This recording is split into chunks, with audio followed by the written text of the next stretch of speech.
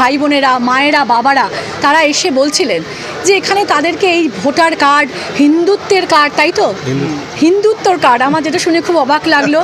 তাদেরকে ভারতবাসী হিসেবে নাকি আবার প্রমাণ দিতে হবে তারা ভারতবাসী। তাদেরকে টাকা নিয়ে তাদের কাছে কার্ড করানো হচ্ছে, এটা খুব দুঃখজনক। এবং আমরা মাথা পিছু শুনলাম 100 টাকা করে। হ্যাঁ ঠিক জামাল, ঠিক।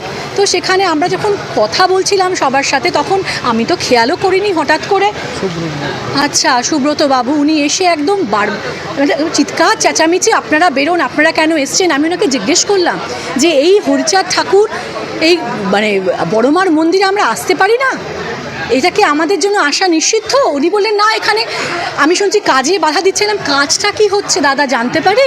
না আপনি বেরিয়ে আসুন, এখানে কাজে এলে আমি কি খুব কাজে ব্যাঘাত দিয়ে দিলাম?